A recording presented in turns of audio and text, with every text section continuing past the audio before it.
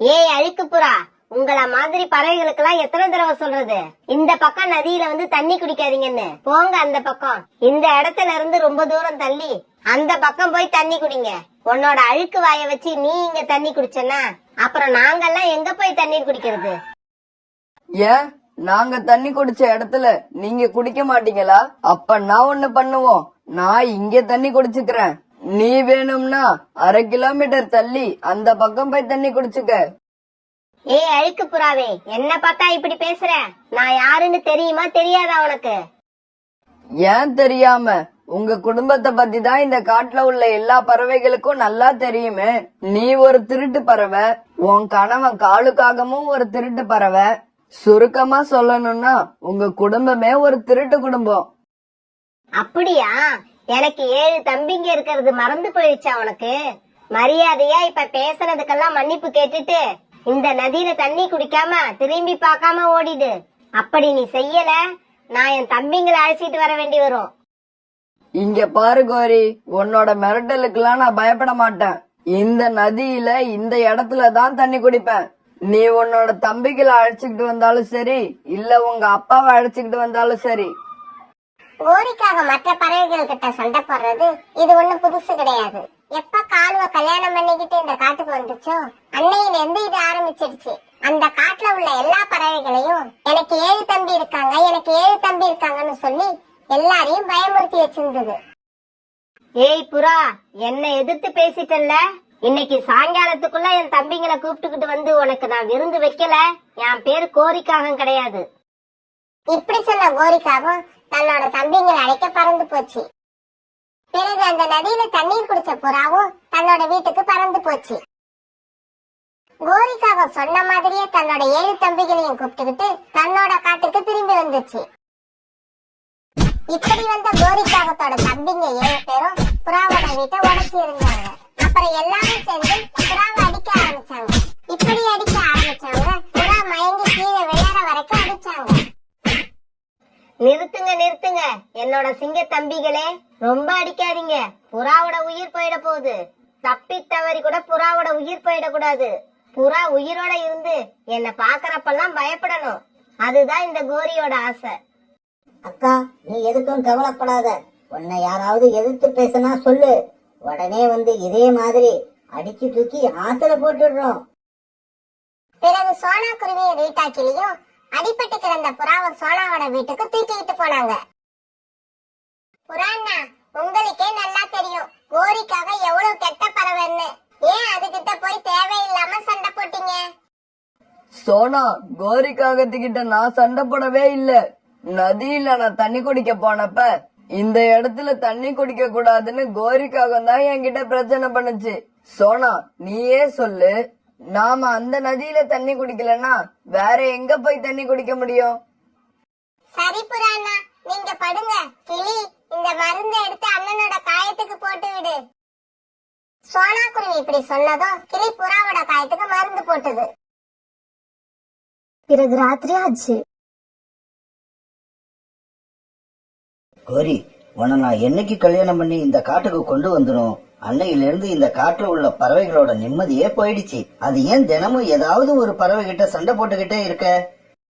ஐயோ காலுஜி, நான் தேவையில்லாம யாருக்கிட்டயும் சண்டைக்கு போகல. அந்த புறா என்ன ரொம்ப அசிங்கப்படுத்திடுச்சு, அதனாலதான் அதுகிட்ட சண்டைக்கு போனேன். என்னது, புறாதான் உன்னை அசிங்கப்படுத்துச்சா? அப்ப அதுக்கு முன்னாடி நீ அழகாவா இருந்த? காலுஜி, தேவையில்லாத பேச்செல்லாம் பேசாதீங்க. நான் என்ன சண்டை போட்டுட்டு சப்போர்ட்டுக்கு உங்களையா கூப்பிடுறேன்? எனக்கு சப்போர்ட் பண்ண என் தம்பிங்க இருக்காங்க. கோரி, உனக்கு இவ்வளவு திமிரு இருக்கிறது நல்லதுக்கு இல்ல. இதுக்கான தண்டனை இன்னைக்கு இல்லாட்டியும் உனக்கு என்னைக்காவது ஒரு நாள் கண்டிப்பா கிடைக்கும். காலுஜி, இது வரைக்கும் என் தம்பிங்கள மத்த பறவைகளுக்கு தண்டனை கொடுக்கதான் கூப்பிட்டு இருக்கேன். இப்படி எனக்கு சாபம் விடுற மாதிரி பேசுனீங்க, அப்புறம் உங்களுக்காக ஒரு முறை என் தம்பிங்களை கூப்பிடுற மாதிரி வரும். கோரிக்காகத்தோட தம்பிங்கன்னா காலுக்காகத்துக்கு கொஞ்சம் பயமா தான் இருக்கும். அதனால காலுக்காக எதுவும் பேசாம படுத்து தூங்கிடுச்சு. இப்படியே சில நாட்கள் நகர்ந்துச்சு.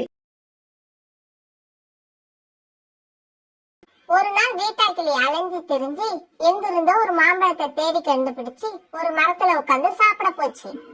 இத பார்த்த கோரிக்காகவும் அந்த மரத்துக்கு வேகமா வந்தது. ரீட்டா, இந்த தானியங்களை எடுத்துக்கிட்டு எனக்கு அந்த மாம்பழத்தை கொடு. எனக்கு என்னவோ இன்னைக்கு மாம்பழம் சாப்பிடணும் போல ஆசையா இருக்கு. கோரி அக்கா, விளையாடாம போங்க. இந்த பழத்தை நான் எவ்வளவு தூரத்துல இருந்து தெரியுமா கொண்டு வரேன். அதுவும் இல்லாம இந்த பழத்தை நான் எனக்காக கொண்டு வரல, என் பையன் டெங்குவுக்காக எடுத்துக்கிட்டு வந்தேன். அப்படி உங்களுக்கு மாம்பழம் சாப்பிடணும் போல ஆசையா இருந்தா மலை பக்கம் உள்ள காட்டுக்கு போய் அங்கிருந்து எடுத்துட்டு வந்து சாப்பிடுங்க. என்ன ரீட்டா, கலரா அழகா இருக்குங்கிற திமிர்ல பேசுறியா? நான் உன்ன மாம்பழம் தான் கேட்டேன், மாம்பழம் கிடைக்கிற இடத்துக்கு வழி கேட்கல. ஏன் இன்னைக்கு இந்த மாம்பழத்தை உன் குழந்தை சாப்பிடலன்னா உயிரோட இருக்காதா? மரியாதையா பழத்தை என்கிட்ட கொடுத்துட்டு இந்த தானியங்களை எடுத்துக்கிட்டு போ. இங்க பாரு கோரி, இந்த இடத்துல இருக்கிறது நீயும் நானும் தான். என்ன பத்தி என்ன வேணாலும் பேசு. என் குழந்தைய பத்தி ஏதாவது பேசல அப்புறம் எனக்கும் பேச தெரியும். என்னது பேச தெரியுமா? என்ன பேசுவ? எங்க இப்ப கொஞ்சம் பேசி காட்டு. நான் என் குழந்தைக்காக எதையும் செய்வேன். யாராவது இந்த பழத்தை நான் எடுத்துட்டு போறத தடுக்க வந்தா அவங்கள கொலை கூட பண்ணுவேன். இப்படி சொன்ன கிளி அந்த மாம்பழத்தை எடுத்துக்கிட்டு அவசர அவசரமா அந்த இடத்தை விட்டு பறந்து போச்சு. என்ன ரீட்டா, இவ்வளவு வேகமா பறந்து எங்க போக போற? இந்த காட்டை விட்டேவா போயிடுவ? இந்த காட்டுல உள்ள உன் வீட்டுக்கு தானே போற. போ போ, இன்னைக்கு சாயங்காலத்துக்குள்ள உன் வீட்டுக்கே வந்து விருந்து வைக்கிறேன். இதோ இப்பவே கிளம்பிட்டேன் என் தம்பிங்களை கூப்பிட. இப்படி பழத்தை எடுத்துக்கிட்டு பறந்து போன கிளி வேக வேகமா தன்னோட வீட்டுக்கு போச்சு. டிங்கு, இந்த பழத்தை சீக்கிரமா சாப்பிடு. நாம உடனே இந்த இடத்தை விட்டு வேற எங்கேயாவது போயாகணும். அம்மா, ஏம்மா இவ்வளவு பதட்டமா இருக்கீங்க? என்னம்மா நடந்துச்சு?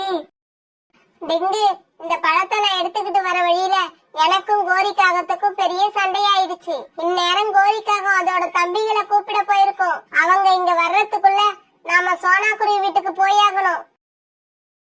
என்னோட சிங்க தம்பிகளே, இன்னைக்கு உங்களோட அக்கா ரொம்ப அசிங்கப்பட்டுட்டேன். அக்கா, உன்னை யாரு அசிங்கப்படுத்தினது? சீக்கிரம் சொல்லு. எங்க காட்டுல இருக்க ரீட்டா கிளி தான் இன்னைக்கு என்ன ரொம்ப அசிங்கப்படுத்திடுச்சு. அது என்னவெல்லாம் பேசி என்ன அசிங்கப்படுத்திடுச்சுன்னு என்னால சொல்ல கூட முடியல. அந்த அளவுக்கு கேவலப்படுத்திடுச்சு. அக்கா, இதுக்கு மேல நீ ஒரு வார்த்தை கூட பேச வேண்டாம். அந்த கிளிய உண்டு இல்லன்னு பண்ண இதோ நாங்க இப்பவே கிளம்பிட்டோம். சோனா, நான் எனக்கு கிடைச்ச மாம்பழத்தை என் குழந்தைக்காக கொண்டு வந்தேன். அப்ப என்ன வழி மறிச்சு அந்த கோரிக்காகவும் இந்த மாம்பழத்தை கேட்டு சண்டை போட்டுச்சு. குழந்தைக்காக எடுத்துட்டு வந்ததை எப்படி அந்த கோரிக்காகத்துக்கிட்ட கொடுக்க முடியும்? அதனால நான் கொடுக்காம அந்த பழத்தை எடுத்துக்கிட்டு பறந்து வந்துட்டேன். கோரிக்காக என் மேல கோபமா அது தம்பிகளை கூப்பிட போயிருக்கு. ரீட்டா, அப்படின்னா நீ கொஞ்ச நாளைக்கு உங்க வீட்டு பக்கமே போகாத, என் வீட்லயே மறைஞ்சிரு. அதுதான் நல்லது. சோனா, நான் பேசாம இந்த காட்டை விட்டு வேற காட்டுக்கு போயிடலாம்னு நினைக்கிறேன். குழந்தைக்கு ஒரு மாம்பழத்தை எடுத்துக்கிட்டு வர கூட நமக்கு உரிமை இல்லைன்னா இந்த காட்டுல வாழ்ந்து நாம எந்த சந்தோஷத்தை அனுபவிக்க போறோம்? ரீட்டா, ஏன் இப்படி பேசுற? அந்த கோரிக்காகத்துக்கு பயந்து நாம ஏன் இந்த காட்டை விட்டு போகணும்? நீ எங்கேயும் வெளியே போகாம என்னோட வீட்லயே இரு. நான் போய் புறாண்ணனை பார்த்து இதுக்கு ஒரு ஏற்பாடு பண்றேன். கோரி தன்னோட தம்பிங்களை அழைச்சுக்கிட்டு ரீட்டா கிளி வீட்டுக்கு போச்சு. ஆனா இவங்க போன சமயம் அந்த வீட்டுல யாருமே இல்ல. பயந்து போய் ஓடிடுச்சு, பயந்து போய் ஓடிடுச்சு. என்ன எதிர்த்த அந்த கிளி என் தம்பிங்களுக்கு பயந்து வீட்டை விட்டே ஓடிடுச்சு. அக்கா, அந்த கிளிய எங்க தேடியும் கிடைக்கல. அதனால நாங்க இப்ப கிளம்புறோம். நீ எப்ப அந்த கிளிய பார்த்தாலும் உடனே எங்களுக்கு தகவல் சொல்லி அனுப்பு. மறுபடியும் நாங்க வந்து அந்த கிளிய அடி அடின்னு அடிச்சு அதுக்கு நல்ல பாடம் கத்து கொடுத்துட்டு தான் போவோம். சோனா, கோரிக்காகத்தோட தம்பிங்க காடு பூரா சுத்தி சுத்தி வந்து ரீட்டா கிளியை தேடிக்கிட்டு இருக்காங்க. ஏன், என்ன ஆச்சு? கோரிக்காகத்துக்கும் ரீட்டா கிளிக்கும் ஏதாவது சண்டையா? புறாண்ணா, கிளிய நான் தான் வீட்டுல மறைச்சு வச்சிருக்கேன். கிளி எங்க இருந்தோ ஒரு மாம்பழத்தை எடுத்துக்கிட்டு வந்திருக்கு. அத கோரிக்காக கேட்க கிளி கொடுக்க மாட்டேன்னு சொல்ல அது ஒரு பெரிய சண்டையாயிடுச்சு. புறாண்ணா, நம்ம கோரிக்காகத்தை இப்படியே விட்டுக்கிட்டு இருந்தா இந்த காட்டுல நம்மள மாதிரி சின்ன பறவைகள் சந்தோஷமாவே இருக்க முடியாது. சோனா, கோரிக்காக அதோட தம்பிங்களை அழைச்சுக்கிட்டு வந்து என்ன அடிச்சப்ப நான் எதுவுமே செய்யல. அதனால இப்ப கிளி அடிக்கிறதுக்காக கோரிக்காக திரும்பவும் அதோட தம்பிகளை அழைச்சுக்கிட்டு வந்திருக்கு. இப்பவும் நாம பேசாம இருந்தா இதுவே ஒரு தொடர்கதை ஆயிடும். புறாண்ணா, இப்படி எல்லாம் நடக்காம இருக்க என்கிட்ட அப்படியா? சீக்கிரம் சொல்ல சோனா, என்ன ஐடியா அது? நாம ஏதாவது செஞ்சு கோரி காகத்துக்கிட்ட இருந்தோம் அதோட தம்பிங்க கிட்ட இருந்தோம் நம்மள நாமே காப்பாத்திக்கணும். புறா இப்படி கேட்ட உடனே சோனா குருவி புறாவோட காது கிட்ட போய் என்னவோ சொல்லுச்சு. பிறகு சோனா குருவியும் புறாவும் மலை பக்கத்துல உள்ள கழுக பாக்கறதுக்காக பறந்து போனாங்க. கழுகக்கா, இன்னைக்கு எங்களுக்கு கொஞ்சம் மட்டன் கறி கிடைச்சது. அப்புறம் நாங்க எல்லாரும் சேர்ந்து அதை பிரியாணி கிண்டணும். ஆனா உங்களை விட்டுட்டு சாப்பிடவும் எங்களுக்கு மனசு இல்ல. அதனாலதான் உங்களை கேட்டுட்டு போகலான்னு வந்தேன். நீங்க சாப்பிடணும்னு ஆசைப்பட்டீங்கன்னா உங்களுக்கு கொஞ்சம் பாத்திரத்துல எடுத்துக்கிட்டு வரோம். சோனா, என்ன கேள்வி இது? பிரியாணியை எடுத்துக்கிட்டு வரவான்னு நீ கேட்க வந்ததுக்கு கையோட பிரியாணியை எடுத்துக்கிட்டே வந்திருக்கலாம். சரி, இப்பவும் ஒன்னும் கெட்டு போகல. சீக்கிரம் வீட்டுக்கு போய் அந்த மட்டன் பிரியாணி எடுத்துக்கிட்டு வாங்க. என் நாக்குல இப்பவே எச்சி ஊற ஆரம்பிச்சிடுச்சு. கழுகு இப்படி சொன்ன உடனே சோனா குருவியும் புறாவும் திரும்பி வீட்டுக்கு வந்தாங்க. இப்படி வீட்டுக்கு திரும்பி வந்த சோனா குருவி வேக வேகமா மட்டன் பிரியாணி தயார் பண்ணுச்சு. என்ன சோனா, பிரியாணி ரெடி ஆயிடுச்சா? ஆஹா, எப்பவோ ரெடி ஆயிடுச்சு. புறாண்ணா, இந்நேரம் இந்த பிரியாணியோட வாசம் காடு பூரா போயிருக்கும். இன்னைக்கு இந்த பிரியாணியால கோரி காகத்தோட திமிரு அடங்க போற விஷயம் நமக்கு மட்டும்தான் தெரியும். இப்படி பேசிக்கிட்ட சோனா குருவியும் புறாவும் அந்த பிரியாணியை எடுத்துக்கிட்டு கோரிக்காக வீட்டு பக்கமா போனாங்க. இவங்களையும் இவங்க எடுத்துக்கிட்டு போன பாத்திரத்தையும் பார்த்த கோரிக்காகவும் இவங்களை வழிமறிச்சு நிறுத்துச்சு. இவ்வளவு பிரியாணி, அதுவும் மட்டன் பிரியாணி, வாசம் சொல்லவே வேண்டாம், ஆளை தூக்குது. ஆமா, இந்த பிரியாணி எடுத்துக்கிட்டு எங்க போறீங்க? கோரி அக்கா, நாங்க பிரியாணி செஞ்ச விஷயம் எப்படியோ கழுகு அக்காவுக்கு தெரிஞ்சிடுச்சு. உடனே அவங்க எங்களை கூப்பிட்டு எனக்கும் பிரியாணி வேணும்னு சொல்லிட்டாங்க. அவங்கள பகைச்சுக்கிட்டு இந்த காட்டுல இருக்க முடியுமா? அதனாலதான் அவங்களுக்கு எடுத்துக்கிட்டு போறோம். ஓஹோ, கழுக பகைச்சுக்கிட்டு இந்த காட்டுல இருக்க முடியாதுன்னு தெரிஞ்சவங்களுக்கு இந்த கோரிக்காகத்தை பகைச்சுக்கிட்டாலும் இந்த காட்டுல இருக்க முடியாதுங்கிறது தெரியாத போயிடுச்சா? பேசாம இதுல பாதி பிரியாணியை என்கிட்ட கொடுத்துட்டு மீதிய கழுகுக்கு எடுத்துட்டு போங்க. கோரி அக்கா, பாதி பிரியாணிய கழுகு அக்காட்ட எடுத்துட்டு போனா அவங்க அதை பார்த்துட்டு கோபப்படுவாங்க. அதனால இன்னைக்கு இதை அவங்க கிட்ட கொடுத்துறோம். உங்களுக்கு இன்னொரு நாள் செஞ்சு தரோம். சோனா, என்ன நீ எங்கேயோ இருக்கிற கழுகுக்கு பயந்து பேசுற? எதிர நிக்கிற இந்த கோரிக்கு பயப்பட மாட்டேங்கிற? இப்ப சொல்றேன் கேட்டுக்க, இந்த பிரியாணி யாருக்கும் கிடையாது, எனக்கு மட்டும்தான். சோனா, என் தம்பிங்களோட அடி எப்படி இருக்குன்னு உனக்கு தெரியாதுல்ல? வேணும்னா புறாவை கேட்டு தெரிஞ்சுக்க. இப்படி சொன்ன கோரி சோனா குருவி எடுத்துக்கிட்டு வந்த பிரியாணி பாத்திரத்தை அவங்க கிட்ட இருந்து வாங்கி சாப்பிட ஆரம்பிச்சுது. கோரி இப்படிதான் செய்யும்னு எதிர்பார்த்துக்கிட்டு இருந்த புறாவும் சோனா குருவியும் நேரா பறந்து கழுகு கிட்ட போனாங்க. பிறகு கோரி வீட்டுக்கிட்ட நடந்த எல்லாத்தையும் கழுகு கிட்ட சொன்னாங்க. கழுகுக்கா, உங்க பேரை சொல்லியும் கூட அந்த கோரிக்காக பயப்படவே இல்ல. கழுகு தனியாலே எனக்கு 7 தம்பிங்க இருக்காங்கன்னு வீராப்பா பேசுது. அந்த கருப்பு காகத்துக்கு இவ்வளவு திமிரா? அதுக்கு 7 தம்பிங்க இருந்தாங்கன்னா அத பாத்துட்டு நான் பயந்துடுவேனா? இன்னைக்கு அந்த காகம் என்னோட மட்டன் பிரியாணிய சாப்பிட்டுடுச்சுல்ல, அதனால நான் இப்ப போய் காக்கா பிரியாணி சாப்பிட போறேன். இப்படி சொன்ன கழுகு கோபத்தோட பறந்து கோரிக்காக வீட்டுக்கு போச்சு. அந்த சமயத்துலதான் கோரிக்காக சோனா குருவி கிட்ட இருந்து அபகரிச்ச பிரியாணிய நல்லா ருசிச்சு சாப்பிட்டுட்டு இருந்துச்சு. என்ன கோரி, பிரியாணி சாப்பிடுற மாதிரி இருக்கு? ஏன் பார்த்தா தெரியல? அத என் வாயால வேற ஒரு தடவை சொல்லணுமா? என்ன, உன் பேச்சுல கழுகு அக்கா கிட்ட பேசுறன்ற பயமே இல்ல? ஆதரவுக்கு யாருமே இல்லாத இந்த சின்ன பறவைகள் வேணா உங்களுக்கு பயப்படலாம். 7 தம்பிங்களை வச்சிருக்க நான் பயப்படணும்னு எனக்கு ஒண்ணு அவசியம் இல்ல. கோரி, இன்னைக்கு நான் உன்னையும் பார்க்க போறேன், உன்னோட 7 தம்பிகளையும் பார்க்க போறேன். இப்படி சொன்ன கழுகு கோரிக்காகத்து மேல பாஞ்சி கோரிக்காகத்தை தன்னோட கோபம் தீர அடி அடின்னு அடிக்க ஆரம்பிச்சது. இப்படி கழுகு கிட்ட பயங்கரமா அடி வாங்கின கோரிக்காகம் அந்த இடத்திலேயே மயங்கி கீழே விழுந்துடுச்சு. சோனா, கழுகக்கு அடிச்ச அடியில கோரி காகத்தோட ரெக்கையெல்லாம் பிச்சுக்குச்சு. இனி கோரி காகத்தால எங்கேயுமே பறந்து போக முடியாது. புறாண்ணா, அப்படின்னா இனி கோரிக்காகத்தால தன் தம்பிங்களை கூப்பிட பக்கத்து காடு வரைக்கும் பறந்து போக முடியாதுன்னு சொல்லுங்க. இப்படி சொன்ன சோனா குருவியும் புறாவும் பிறகு சந்தோஷமா சிரிச்சாங்க.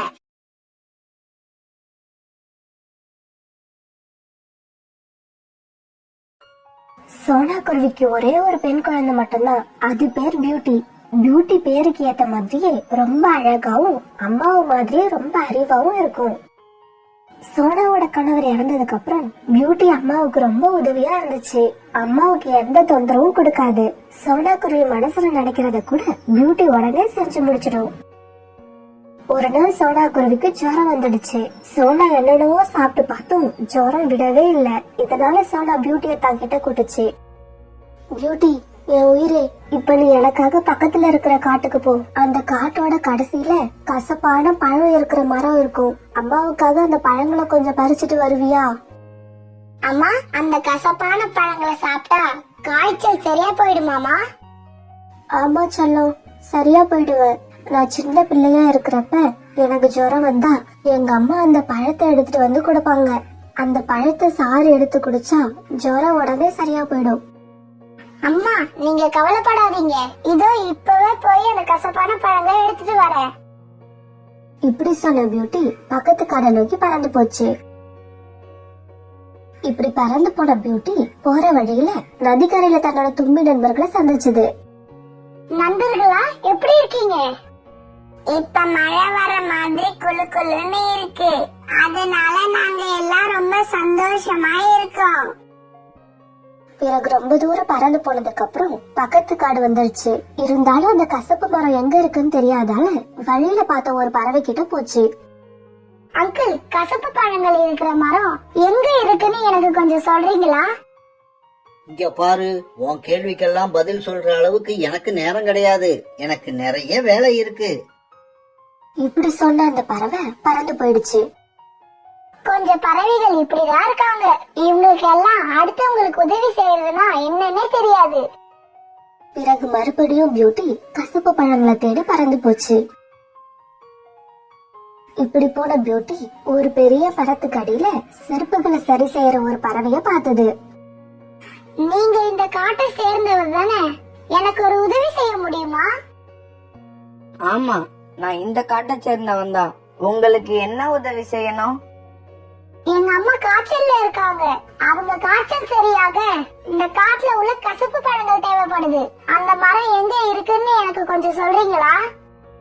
என் பேரு ஆகாஷ். உங்க பேரு என்னன்னு நான் தெரிஞ்சுக்கலாமா? என் பேரு பியூட்டி.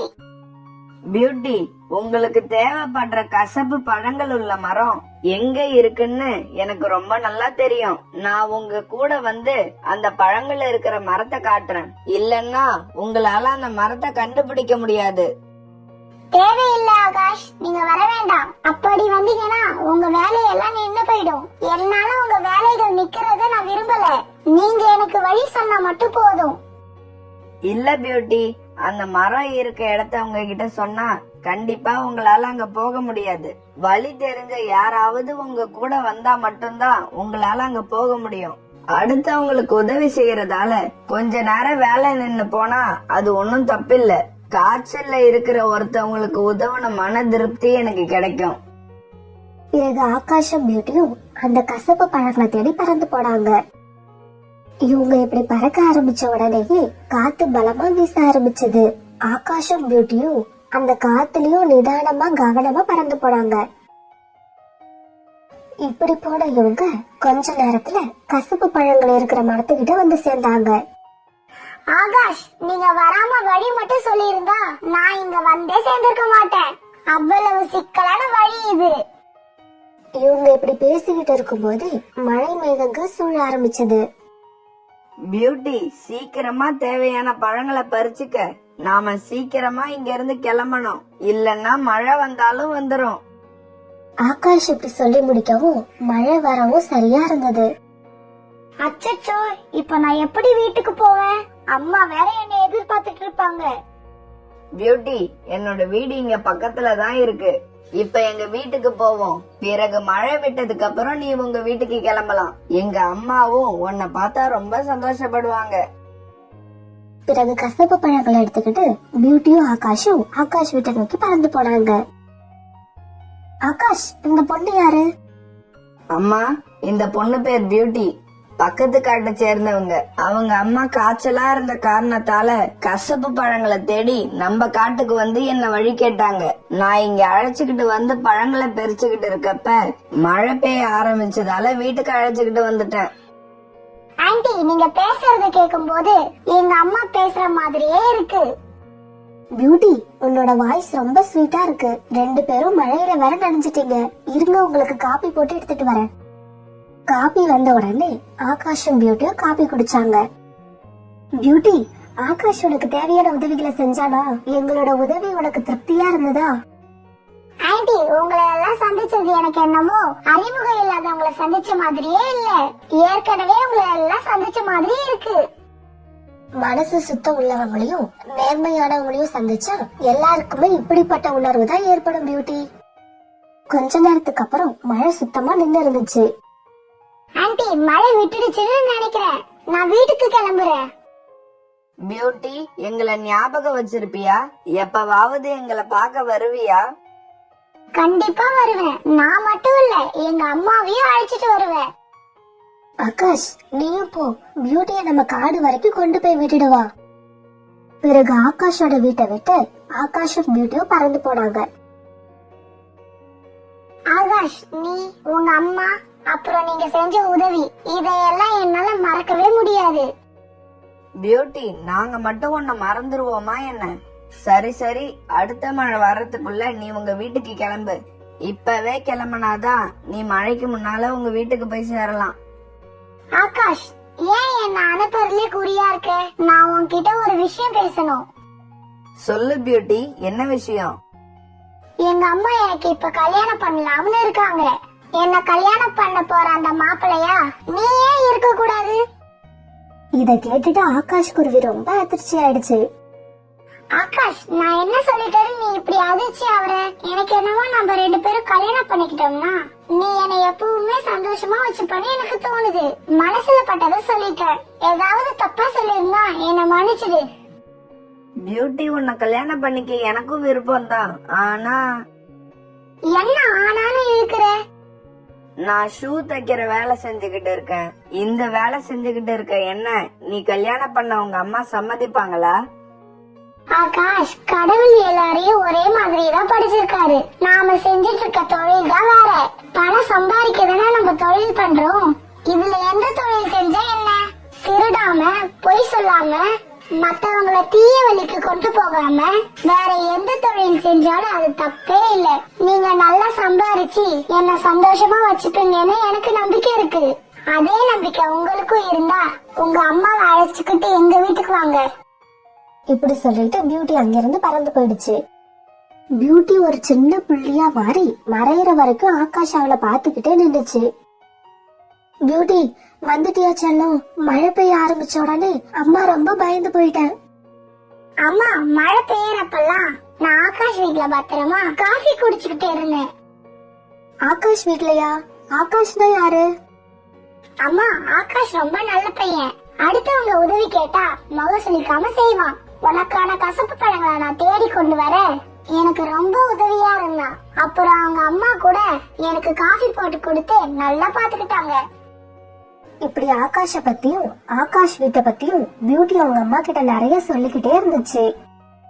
ரொம்ப நல்லதா போச்சு. எப்படியோ என் பொண்ணு வீட்டுக்கு பத்திரமா வந்து சேர்ந்துட்டா. எனக்கு அது போதும். பிறகு சோடா குருவி அந்த கசப்பு பழங்களை சாப்பிட்டுச்சு. அன்னைக்கு சாயங்காலம் ஆச்சு. சோடா குருவிக்கு இப்ப காய்ச்சல் சரியா போய் எழுந்து உட்காந்துடுச்சு. பியூட்டியும் அம்மா பக்கத்துலதான் இருந்துச்சு. ஆனா அதோட நடப்பு போற ஆகாஷ் கிட்டயே இருந்துச்சு.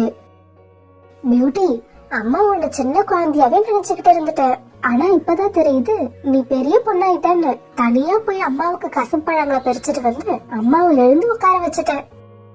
அம்மா, இத நான் மட்டும் செய்யல, ஆகாஷ்க்கும் இதுல பங்கு இருக்கு. அப்புறம் அவங்க அம்மாவுக்கும். அவங்க 2 பேரையும் சந்திச்சது எனக்கு ரொம்ப சந்தோஷமா இருக்குமா. நீ சந்தோஷமா இருக்கிறது உன்னை பார்த்தாலே தெரியுது. ஏதோ ஒரு பெரிய நல்ல விஷயம் நடந்த மாதிரி நீ ரொம்ப சந்தோஷமா இருக்க. அம்மா, நீங்க சொன்னது உண்மைதான். ஆகாஷ் வீட்ல போய் உட்கார்ந்தப்ப அது வேற யார் வீடோ மாதிரி தெரியல. நம்ம க்ளோஸ் ரிலேஷன் வீட்டுக்கு போன மாதிரி இருந்துச்சு. அம்மா, நான் உங்களை ஒரு நாள் ஆகாஷ் வீட்டுக்கு அழைச்சிட்டு போறேன். உங்களை பார்த்தா ஆகாஷ் அம்மா ரொம்ப சந்தோஷப்படுவாங்க. ஆகாஷோட வீட்லயும் ஆகாஷும் அவங்க அம்மா மீனாவும் பியூட்டிய பத்தியே பேசிக்கிட்டு இருந்தாங்க. பியூட்டி தன்னை கல்யாணம் பண்ணிக்கிறியான்னு கேட்ட விஷயத்தையும் ஆகாஷ் தான் அம்மா கிட்ட அப்பதான் சொல்லிக்கிட்டு இருந்தான். ஆகாஷ், எனக்கு ரொம்ப பயமா இருக்கு. உன்னை நினைச்சா எனக்கு ரொம்ப பயமா இருக்கு. தயவு செஞ்சு நீ மனசுல அந்த ஆசைய வளர்த்துக்காத. இந்த சமுதாயம் ரொம்ப பொல்லாதது. பியூட்டியோட அம்மா ஷூ தைக்கிற வேலை செய்யற பையனுக்கு தன்னோட பொண்ணை கொடுக்க இஷ்டம் இல்லாம கூட போகலாம். அம்மா, ஆனா பியூட்டி என்ன கல்யாணம் பண்ணிக்க ரொம்ப ஆசைப்படுது. பியூட்டியோட ஆசையெல்லாம் அர்த்தமே இல்லாதது. அவ ரொம்ப சின்ன பொண்ணு. இந்த சமுதாயத்தோட கோரமான முகத்தை பத்தி அவளுக்கு எதுவும் தெரியாது. எனக்கு என்னவோ பியூட்டியோட அம்மா ஒத்துக்க மாட்டாங்கன்னு தான் தோணுது. உன் மனசுல அப்படி ஏதாவது ஆசை இருந்தா அதை தூக்கி எறிஞ்சிரு. வீண் கற்பனைய வளர்த்துக்கிட்டா பின்னாடி அதை மறக்க ரொம்ப கஷ்டப்பட வேண்டியிருக்கும். அம்மா, நீங்க சொல்றது எல்லாத்தையும் நான் ஏத்துக்கிறேன். நானும் கற்பனைய வளர்த்துக்க மாட்டேன். ஆனா நான் சொல்றது ஒண்ணு நீங்களும் கேட்கணும். என்ன கேட்கணும் சொல்லு. நம்ம 2 பேரும் ஒரு நாள் பியூட்டி வீட்டுக்கு போய் அவங்க அம்மாவை பார்க்கணும். ஒரு கால் அவங்க அம்மா மனசு கூட பியூட்டி மாதிரியே இருக்கலாம் இல்லையா? பிறகு இப்படி பேசிக்கிட்டு மீனாவும் மீனா பையன் ஆகாஷும் தூங்கிட்டாங்க. இப்படியே சில நாட்கள் நகர்ந்துச்சு. ஒரு நாள் பியூட்டி தான் அம்மா சோனாவோட தான் வீட்டு வாசல்ல உட்கார்ந்து இருந்துச்சு. பியூட்டி மனசுல அப்பப்ப அவனோட உருவம் வந்துகிட்டே இருந்துச்சு. அவனை இனி பாப்போமா இல்ல எப்பவுமே பார்க்க மாட்டோமா இப்படி நினைக்கிறப்ப பியூட்டியோட மனசுக்கு ரொம்ப கஷ்டமா இருக்கும். பியூட்டி இப்படி நினைச்சுக்கிட்டு இருக்கும்போது ஆகாஷும் ஆகாஷ் அம்மா மீனாவும் பியூட்டி வீட்டுக்கு வந்தாங்க. ஆகாஷ், வந்துட்டியா? என் கண்ணை என்னாலே நம்ப முடியல. நீ வருவியோ வரமாட்டியோன்னு நினைச்சு நான் ரொம்ப கவலைப்பட்டேன் தெரியுமா? பியூட்டி உங்களை பத்தி எல்லாம் சொல்லிருக்கா. உங்க வீட்டுக்கு வந்துட்டு வந்ததுல இருந்து உங்களை பத்தி தான் அதிகம் பேசிக்கிட்டு இருந்தா. பிறகு எல்லாரும் வீட்டுக்குள்ள போனாங்க. சோனா, பியூட்டி ரொம்ப நல்ல பொண்ணு. நீங்க பியூட்டிய ரொம்ப நல்லா வளர்த்திருக்கீங்க. பியூட்டி, நீ சொல்றது உண்மைதான். உங்க அம்மா குரலும் எங்க அம்மா குரலும் ஒரே மாதிரி தான் இருக்கு. சோனா, எனக்கு சுத்தி வளைச்சு பேச தெரியல. ஆகாஷும் பியூட்டியும் ஒருத்தருக்கு ஒருத்தர் விரும்புறாங்க. இவங்க 2 பேருக்கும் ஜோடி பொருத்தமும் நல்லா இருக்கும் தான் நினைக்கிறேன். இதுல எனக்கு சம்மதம். இனிமே நீங்க உங்க விருப்பத்தை தான் சொல்லணும். இதை கேட்ட சொன்னா கொஞ்ச நேரம் யோசிச்சுட்டு இப்படி கேட்டது. ஆகாஷ், நீ என்ன பண்ணிக்கிட்டு இருக்க? இந்த கேள்விக்கு கொஞ்ச நேரம் யாரும் எந்த பதிலும் சொல்லல. கொஞ்ச நேரம் கழிச்சு ஆகாஷ் இப்படி சொன்னான். ஆன்ட்டி, நான் ஷூ தைக்கிற வேலை பாக்குறேன். ஆகாஷ் இப்படி சொன்னதை கேட்ட சோனா குருவி ரொம்ப அதிர்ச்சி ஆயிடுச்சு. ஆமா ஆன்ட்டி, நான் செருப்பு, ஷூ இதையெல்லாம் சரி செய்வேன். புதுசாவும் தயார் பண்ணுவேன். எங்க அப்பா இறந்தப்ப எனக்கு சின்ன வயசு. எங்க அப்பா இருந்த வரைக்கும் எங்க அம்மாவை வீட்டுக்குள்ளேயே வச்சிருந்தாரு. எங்க அம்மாவுக்கு எதுவுமே தெரியாது. அவங்க நல்லவங்க, அவ்வளவுதான். அதனால சின்ன வயசுலயே எங்க அப்பா செஞ்ச வேலைய நானும் பார்க்க ஆரம்பிச்சேன். எங்களுக்கு இருந்த எல்லா கடனையும் அடைச்சேன். சொந்தமா ஒரு வீடும் கட்டிட்டேன். நான் இன்னும் நல்லா சம்பாதிப்பேன். இதுக்கு மேலேயும் முன்னேறுவேன். ஆகாஷ் தன்னை பத்தி சொன்னது எல்லாமே உண்மைதான். இருந்தாலும் ஆகாஷோட இந்த பேச்சு பியூட்டிய வேணா சந்தோஷப்படுத்தலாம், அவங்க அம்மாவை சந்தோஷப்படுத்துமா? ஆகாஷ் எப்ப தான் பாக்குற வேலை என்னன்னு சொன்னானோ அப்பையில இருந்து அங்க சோனா மனசுல ஒரு பெரிய குழப்பம் உண்டா இருந்தது. மீனா, என்னால நம்ம பசங்களோட ஆசைய புரிஞ்சுக்க முடியுது. அதே சமயம் உங்களுக்கே நல்லா தெரியும், நான் உங்க கூட சம்பந்தம் வச்சுக்கிறத என் சொந்தக்காரங்களோ என் நண்பர்களோ அப்புறம் இந்த காட்டை சேர்ந்த யாருமே விரும்ப மாட்டாங்க. அம்மா, ஆகாஷும் ஆகாஷோட அம்மாவும் இங்க இருக்கிறப்பவே நீங்க இப்படி பேசுவீங்கன்னு நான் கொஞ்சம் கூட எதிர்பார்க்கல. பியூட்டி, உங்க அம்மா சொல்றது அத்தனையும் உண்மைதான். எனக்கும் இத பத்தி நல்லாவே தெரியும். நீங்க ஆசைப்படுறதுக்கு எந்த தடையுமே இருக்காது. நல்லதுன்னு தெரிஞ்சா உடனே ஆசைப்பட்டுருவீங்க. ஆனா உங்க ஆசையை நிறைவேற்றணும் உங்க அம்மா நினைக்கும் போது 1000 பிரச்சனைகள் வரும். ஆன்ட்டி, நான் செய்யற வேலைய முழு மனசோட சந்தோஷமா செய்யறேன். நல்லா சம்பாதிக்கிறேன். யாருக்கும் கெடுதல் நினைக்க மாட்டேன். என்னால முடிஞ்ச அளவுக்கு மத்தவங்களுக்கு உதவி செய்யறேன். எனக்கு நல்லது எது கெட்டது எதுன்னு நல்லாவே தெரியும். பியூட்டிய ரொம்ப சந்தோஷமா வச்சுப்பங்கிற நம்பிக்கை எனக்கு இருக்கு. ஆகாஷ், நீ சொல்றது எல்லாமே எனக்கு புரியுது. ஆனா எனக்கு ஒரு நாள் டைம் கொடுங்க. நான் என்னோட முடிவு என்னன்னு உங்ககிட்ட சொல்லிடுறேன். அம்மா, நான் ஆகாஷ் கூட சந்தோஷமா இருப்பேன்னு என்னோட உள் மனசு சொல்லிக்கிட்டே இருக்குமா. எங்க 2 பேரும் மனசும் ஒரே மாதிரி இருக்கு. பியூட்டி, நான் தான் சொன்னேன்ல எனக்கு யோசிக்க கொஞ்சம் டைம் வேணும்னு. அதுக்கப்புறம் தான் என்னோட முடிவு சொல்ல முடியும். சோனா குருவி இப்படி முடிவை சொன்ன உடனே ஆகாஷும் அவங்க அம்மாவும் அங்க இருந்து பறந்து போனாங்க. பியூட்டி தன்னோட வீட்டுல சோகமான முகத்தோட உட்கார்ந்து இருந்துச்சு. பியூட்டி, நான் நமக்கு தெரிஞ்சவங்க அக்கம் பக்கத்துல உள்ளவங்க எல்லார்கிட்டும் இத பத்தி கலந்து பேசிட்டு வரேன். அதுக்கப்புறம் தான் என்னால ஒரு முடிவு எடுக்க முடியும். அம்மா, இது என்னோட வாழ்க்கைமா. முடிவை நீங்க தானம்மா சொல்லணும். தெரிஞ்சவங்க அக்கம் பக்கத்துல உள்ளவங்க இவங்களை எல்லாம் கேட்கணும்னு என்னம்மா அவசியம்? பியூட்டி, நாம இந்த உலகத்துல தனியா வாழல. நம்மள சுத்தி நிறைய பேர் இருக்காங்க. அவங்களுக்காக நம்மளோட முடிவுகளை கொஞ்சம் காம்ப்ரமைஸ் பண்ணிக்கதான் வேண்டி இருக்கும். பிறகு அடுத்த நாள் சோனா குருவி புல்புல போய் பார்த்தது. சோனா, உன்னை எங்க 2 நாளா பார்க்க முடியல? 2 நாளா வீட்டுலதான் இருந்தேன். கொஞ்சம் வேலை இருந்தது, அதனால வெளியில வரல. அப்புறம் உன்கிட்ட ஒரு ஒப்பீனியன் கேட்டுட்டு போலான்னு வந்தேன். கேளு கேளு, என்ன விஷயம்? உன் பொண்ணுக்கு ஏதாவது மாப்பிள்ளை வந்திருக்கா? ஆமா, மாப்பிள்ள பையனும் ஓகேதான். நல்லா சம்பாதிக்கிறான். பியூட்டிய நல்லாதான் பாத்துப்பான். ஆனா சொல்லு சொல்லு, மனசுல உள்ளத சொல்லு. ஆனா அந்த பையன் செருப்பு ஷூ எல்லாம் தைக்கிற வேலை பாக்குறான். செருப்பு தைக்கிற வேலையா? இல்ல இல்ல, இந்த இடம் வேண்டாம். இப்படி செஞ்சா நம்ம காட்டுல யாரும் அப்புறம் உன்னை எந்த விசேஷத்துக்கும் கூப்பிட மாட்டாங்க. புல்புல், அவன் நல்லா சம்பாதிக்கிறான், நல்லவனாவும் இருக்கான். சோனா, அவன் எவ்வளவு வேணும்னாலும் சம்பாதிக்கட்டும். என்னதானே ஒப்பீனியன் கேட்க வந்த? என்னோட ஒப்பீனியன் அவனுக்கு பியூட்டியை கொடுக்க வேண்டாங்கிறதுதான். இல்ல, நான் என் பொண்ணு அவனுக்கு தான் கல்யாணம் பண்ணி கொடுப்பேன்னு நீ முடிவு எடுத்தா அப்புறம் காட்டுல உள்ள பறவைங்க நாங்கெல்லாம் சேர்ந்து வேற மாதிரி முடிவு எடுப்போம். இப்படி சொன்ன புல்புல் நேரா கோரிக்காகத்தை தேடிக்கிட்டு போச்சு. கோரிக்காகத்தை பார்த்த உடனே நடந்த விஷயத்தையெல்லாம் கோரிக்காகத்துக்கிட்ட சொல்லுச்சு. பாக்குறேன் அந்த சோனா குருவி எப்படி தன் பொண்ணுக்கு அந்த செருப்பு தைக்கிறவங்க கூட கல்யாணம் பண்ணுதுன்னு. இதனால கெட்ட பேர் சோனா குருவிக்கு மட்டுமா வரப்போகுது, நம்ம காட்டுக்கே கெட்ட பேர் வந்து சேரும். இதை இப்படியே விடக்கூடாது புல்புல், ஆரம்பத்திலேயே கிள்ளி எறியணும். நான் நாளைக்கே போய் சோனா குருவி அது பொண்ணு 2 பேரையும் பார்த்து பேசுறேன். புல்புல் இப்படி சொல்லிட்டு பறந்து போன உடனே சோனா அது சொன்னதை பத்தி யோசிச்சுக்கிட்டு இருக்கும் போதே அங்க புறா வந்துச்சு. என்ன சோனா, உன் முகம் ஏதோ குழப்பத்துல இருக்கிற மாதிரி இருக்கு. ஆமா புறா அண்ணா, கொஞ்சம் குழப்பமான விஷயம்தான். இப்படி சொன்ன சோனா குருவி நடந்தது எல்லாத்தையும் புறா கிட்டயும் சொல்லுச்சு. புறா அண்ணா, புல்புல் இந்த மாதிரி சொல்லணும்னு நான் நினைக்கவே இல்லை. புல்புல் மட்டும் இல்ல சோனா, நானும் அததான் சொல்லுவேன். இதுல நீயும் உன் பொண்ணு மட்டும் சம்பந்தப்படல, இந்த காட்டோட கௌரவமே சம்பந்தப்பட்டிருக்கு. பியூட்டிக்கு இதையெல்லாம் புரியும்படி எடுத்து சொல்லி வேற பையனை பார்த்து கல்யாணம் பண்ணு. பசங்க தப்பான வழிக்கு போனா நாம தான் அவங்கள நல்ல வழிக்கு அழைச்சுக்கிட்டு வரணும். இப்படி சொல்லிட்டு புறாவும் பறந்து போக சோனா மட்டும் சோகமா உட்கார்ந்து இருந்துச்சு. சோனா குருவி இப்ப பறந்து தன்னோட வீட்டுக்கு போச்சு. அம்மாவை ரொம்ப நேரமா எதிர்பார்த்துக்கிட்டு இருந்த பியூட்டி வேகமா அம்மா பக்கத்துல போச்சு. அம்மா, எல்லார்கிட்டயும் ஆகாஷ் பத்தி சொன்னீங்களா?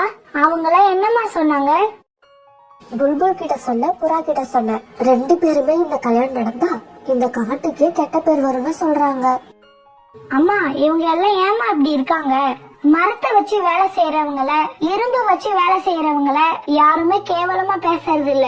செருப்பு ஷூவை வச்சு வேலை செய்யறவங்கள ஏமா கேவலமா பேசுறாங்க? இப்போ உனக்கு சின்ன வயசு, உனக்கு சமுதாயம்னு ஒண்ணு இருக்கிறதே தெரியாது. உனக்கு என் வயசு ஆவறப்பதான் இந்த சமுதாயத்தோட கோரமுகம் தெரிய ஆரம்பிக்கும். மறுநாள் சோனா குருவியும் பியூட்டியும் நதியில தண்ணீர் குடிச்சிட்டு அங்கேயே உட்கார்ந்து பேசிக்கிட்டு இருந்தாங்க.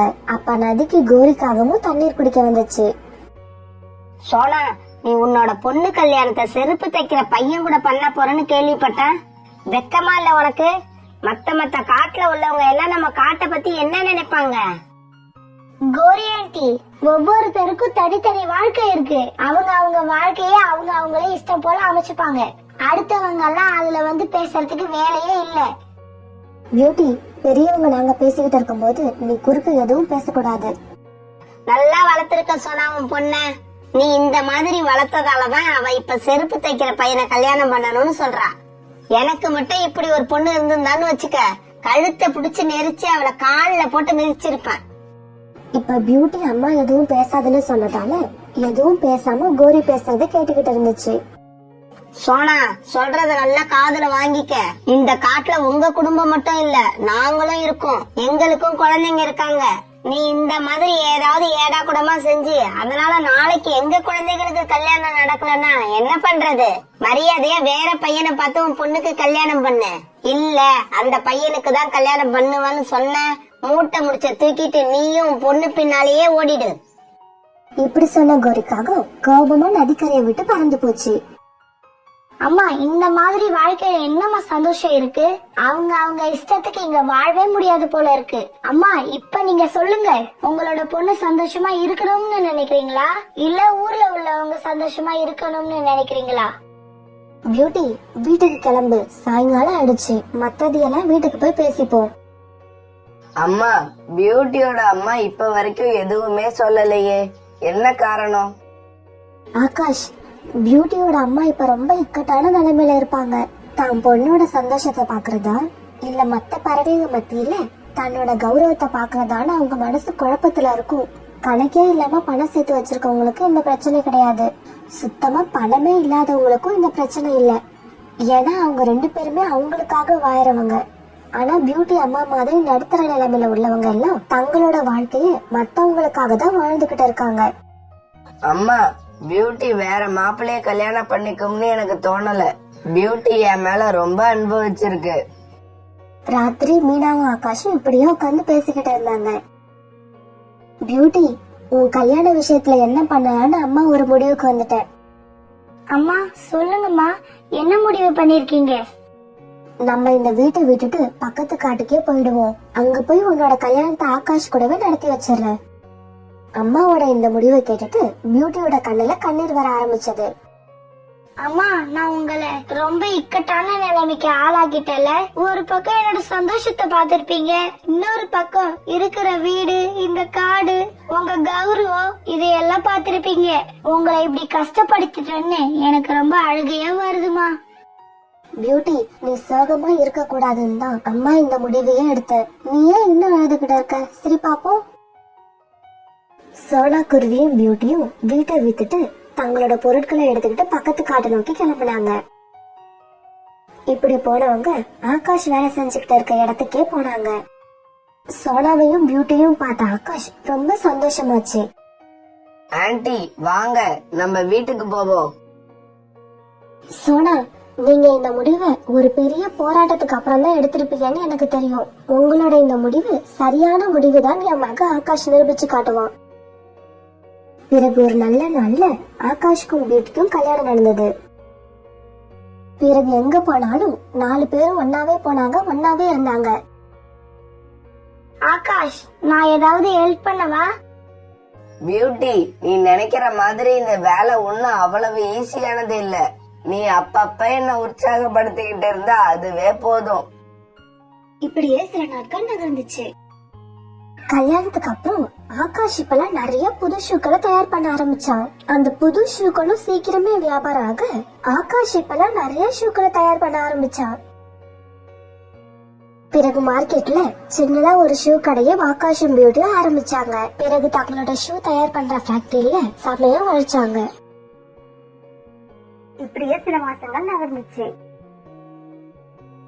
இப்ப ஆகாஷும் பியூட்டியும் ரொம்ப நல்ல நிலைமைக்கு வந்துட்டாங்க. அவங்க இருந்த எல்லா காட்டுலயும் அவங்களோட கடையே இருந்துச்சு. அவங்களோட ஷூ ஷாப் இல்லாத காடே இல்லங்கிற நிலைமை வந்துடுச்சு. ஆகாஷ், நாங்க இருந்த பழைய கூட்டுக்கு ஒரு தடவை போய் வரோம், அங்க கொஞ்சம் வேலை இருக்கு. ஒரு நாள் ஆகாஷ், பியூட்டி, சோனா குருவி, மீனா குருவி இவங்க 4 பேரும் சோனா குருவி முன்னாடி இருந்த காட்டுக்கு தங்களோட கார்ல போனாங்க. இவங்க இப்படி கார்ல போய் இறங்கினதும் இவங்கள பார்க்க ஒரு கூட்டமே வந்தது. அந்த கூட்டத்துல கோரிக்காகம், புறா, புல்புல் இப்படி எல்லாரும் இருந்தாங்க. சோனா, நீ ஏன் இப்படி ஆயிட்ட? அது யாரு? உன்னோட மருமகன் தானே? ஆமா, என் மருமகன் ஆகாஷ் தான். அவங்க அம்மா பேரையும் என் பேரையும் சேர்த்து ஒரு ட்ரஸ்ட் ஆரம்பிச்சு வீடு இல்லாத பறவைகளுக்கு வீடு கட்டி கொடுக்கறாரு. அதுக்காக தான் இப்ப இந்த காட்டுக்கு வந்தோம். சோனா சோனா, என் பேரை முதல்ல எழுது சோனா. எப்படியாவது எனக்கு ஒரு வீட்டை கட்டி கொடுத்துடு. சோனா சோனா, நான் இப்ப ரொம்ப கஷ்டமான சூழ்நிலையில இருக்கேன், என்ன மறந்துடாத. சோனா, நாம ஒரு காலத்துல எப்படி பழகினோம்? பழசெல்லாம் மறந்துடாத. ஜக்கு இப்ப கல்யாணம் ஆகி தனியா இருக்கான். அதனால காலு பேர்ல ஒரு வீடும் ஜக்கு பேர்ல ஒரு வீடும் வர்ற மாதிரி பண்ணிடு. ஆன்ட்டி, இவங்கெல்லாம் என்ன கல்யாணம் பண்ண கூடாதுன்னு சொன்னவங்க தானே, இப்ப என்ன இப்படி மாறிட்டாங்க? மாப்பிள்ள, இந்த சமுதாயமே இப்படிதான். நம்ம கையில எலும்பு துண்டு நிறைய இருந்தா வாழை ஆட்டிக்கிட்டு நம்ம பின்னாடியே வரும்.